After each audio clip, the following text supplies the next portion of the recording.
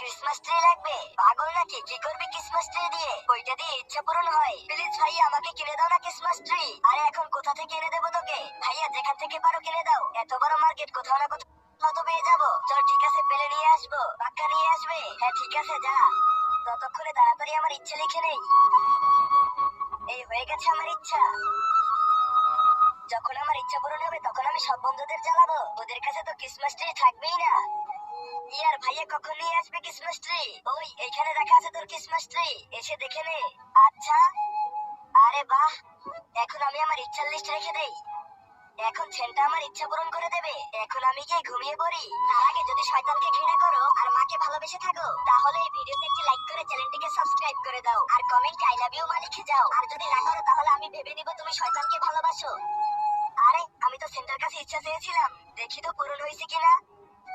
হ্যাঁ, আরে বাহ, এতগুলো চকোবিন। একটি লাইক সাবস্ক্রাইব করে দাও।